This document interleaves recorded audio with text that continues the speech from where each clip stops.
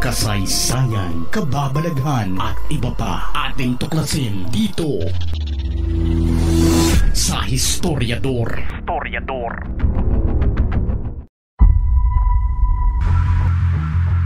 Kahit hindi pa man napapatunayan sa korte na hindi Pinoy si Mayor Alice Go, pero kung ibabase lang natin sa mga nangyayari sa hearing ay siguradong mas marami ang makakapagsabi na butas-butas talaga ang mga impormasyon na ibinibigay ng alkalde para kumbinsihin ng Senado na siya nga ay totoong Pilipino.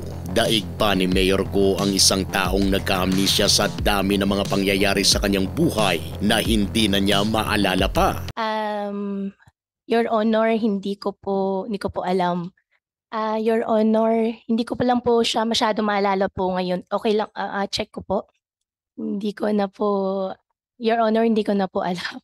Opo. Your Honor, wala po ako maalala po na mayroon pong any records po.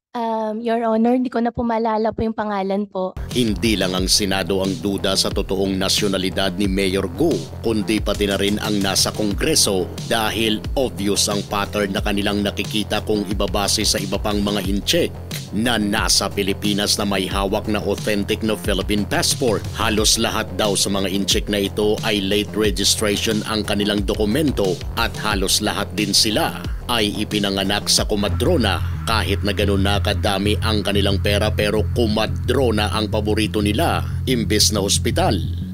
Nagiging modus kasi ng mga Chinese ngayon na kumukuha ng Filipino citizenship, no, doon sa sinasabing late registration. Hahanap sila ng local civil registrar, karamihan dito ay sa probinsya, magpapa-issue sila ng certification that they were born in that barangay, ganitong date, at ang magtataka tayo dahil puro lahat sila late registration. Lahat sila pinanganak sa Comadrona. Wala hong pinanganak na ospital dyan. So again, no, that's an alarming information that we should all look into. Ayon pa kay Senate President Chis Escudero, nasa mga nag-aakusa na kay Mayor Alice Go ang pagpapatunay kung paano nila masasabi na ang alkalde ay hindi Pilipino dahil sa mga rason na si Alice Go ay nakatakbo bilang mayor, rehistrado at may hawak na tunay na Philippine passport. Tanging ang Solicitor General lang umano ang maaaring komisyon sa citizenship at qualification ng mayor sa pamamagitan ng isang kwaranto case. Inihalin tulad pa nito noon ang kaso ni Senador Grace Poe nang siya'y makusahan noon na hindi Pilipino, pero ipinaglaban nila ito dahil si Senador Grace Poe ay may authentic na Philippine passport, may mga IDs at lisensya, kaya dapat patunayan ng nag-aakusa na hindi ito totoo. Oo, may rason para mag-alanganin tayo, pero yung presumption ay nananatili pa rin. Siya'y nakatakbo, siya'y registered voter, may passport siya, na Pilipino siya, nasa nagsasabing hindi, napatunayan yun. Para klaro, ang pwedeng mag-question ng kanyang citizenship at qualification bilang mayor sa pamamagitan ng co-warranto case ay ang Solicitor General lamang. Walang kapangyarihan ng COMELEC, i-disqualify siya sa puntong ito. Kung isususpindi man siya ng DILG, hindi ko alam kung anong rason. Baka sabihin nila, tingin nila hindi siya citizen, so dapat may basihan doon. May basihan din yun. So, patunayan yung hindi. Hindi pwedeng, hindi namin alam kung sino, kaya siguro Amerikano yan. Hindi namin alam kung sino yung nanay, yung tatay, Chinese, o Chinese siguro yan. There's a basic principle in law. He who alleges must prove the same. Yung nag-a-allege na hindi, dapat patunayan. Kung mapatunayan, hindi dapat tanggalin. Let me say it this way. The burden of proof is on those saying she's not. Kaya malamang sa malamang na ito nga ang mangyayari kay Alice Go. Sa totoo lang, ang problema dito ay ang matinding korupsyon sa ating gobyerno dahil tumatanggap ng bayad ang ilang ahensya ng ating gobyerno para mabigyan ng totoong passport ang mga dayuhan na gustong magkaroon nito. Narirehistro sila sa PSA kahit na wala silang dugong Pilipino. Ang lahat ng yan ay dahil sa pera at wala ng iba. Madugo ang kasong ito dahil kailangan ring halongkatin ng mga nag-iimbestiga kung sino-sino kaya yung mga nagbigay ng authentic passport sa mga dayuhan na bigla na lang naging Pilipino.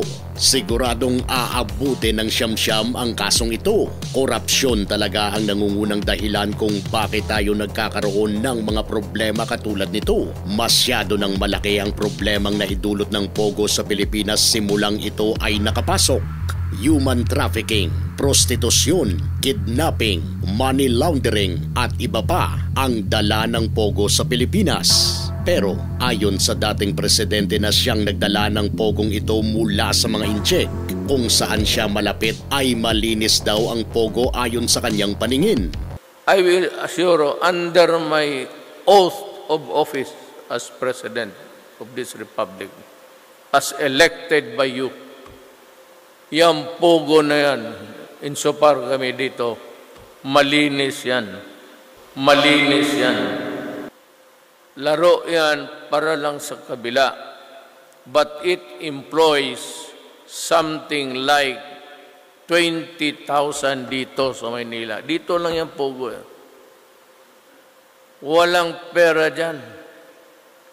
Diretso sa PAGCOR yan. They talk with PAGCOR. The ambassador of China deals with dealing kasi illegal yan sa. Why?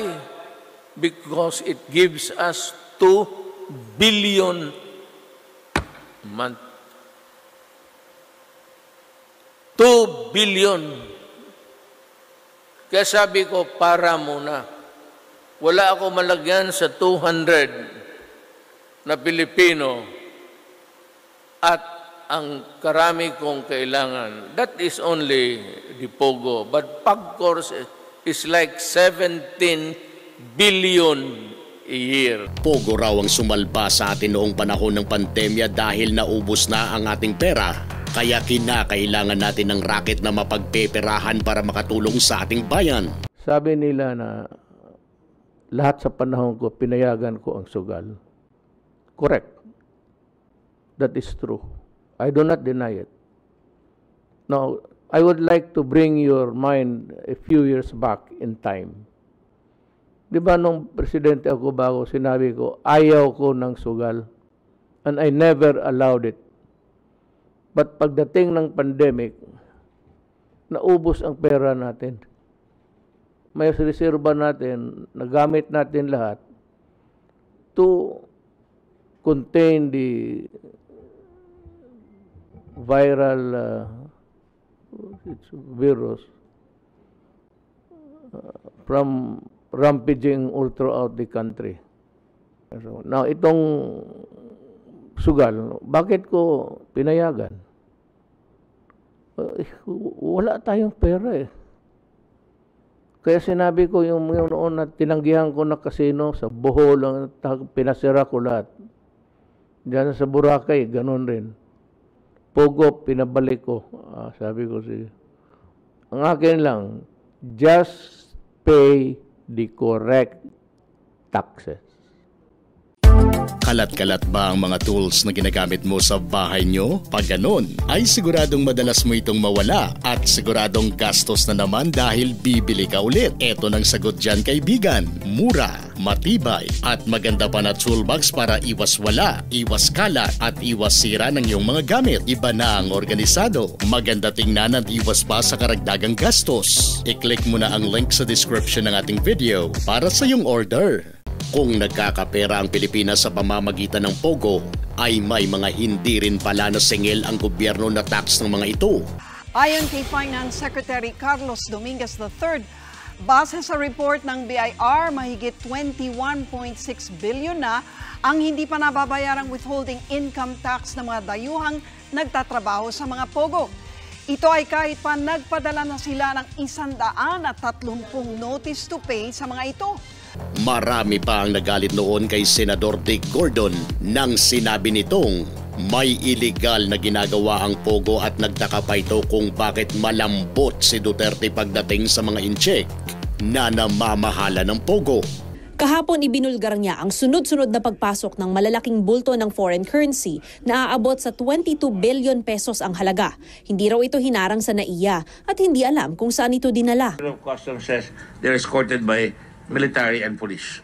There is tolerance. I don't know where it's coming from. All these people are powerful. I don't know.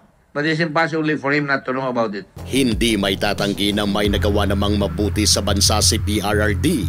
Pero hindi rin may tatanggi na mapahanggang ngayon ay namumroblema ang Pilipinas sa usaping pangiispiya, West Philippine Sea at kabulastugan ng mga namamahala sa Pogo dahil sa matinding pabor na ibinigay niya noon sa mga incheck.